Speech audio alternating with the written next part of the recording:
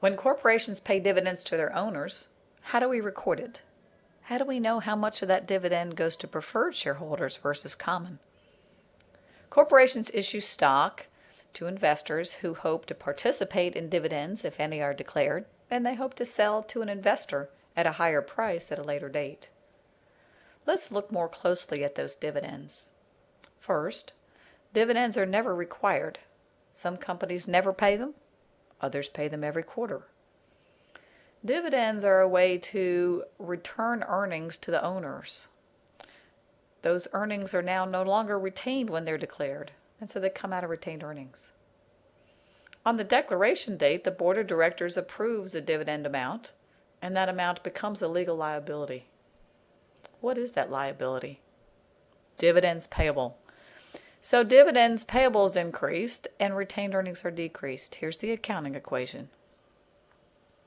The date of record is when the names and addresses of all the investors on that date are saved, and it's used to cut the dividends check at a later time. The ex-dividend date is the last day to buy the stock and still get the dividend. That comes just before the date of record, because you have to own the stock on the date of record in order to have your name and address saved and given to the folks writing the dividends checks. The payment date is when the dividend checks are actually sent out to the names and addresses that were saved on the date of record. Who gets a dividend? Freeze this frame, look at these facts, and tell me who's going to get a dividend. That's right. Those four are going to give a dividend and Lee is not, based on who owned it on the date of record. Preferred stock gets dividends before common stock gets dividends. How much do they get?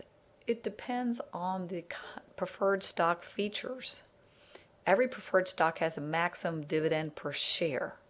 It may also be cumulative, meaning you have to make up for prior years. If you have a cumulative preferred stock, if there is a dividend declared, you have to go back and make up all the back years and then the current year before the common shareholder gets anything. Here's how to find the maximum dividend. The percent times the par. It's the code, and if you know the code, you can solve for the maximum dividend per share. All right, let's calculate some preferred dividends. Freeze this frame and see if you can figure it out.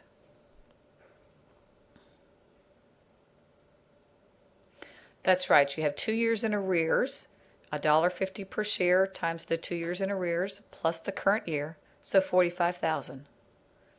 What if the stock wasn't cumulative? Freeze this frame, redo it without the cumulative feature. That's right, you're only going to pay the current year the $1.50 per share, which is $15,000. You don't have to make up the ones in arrears. It's not cumulative. Let's try another one. Freeze this frame. Tell me, how much is the common shareholder going to get?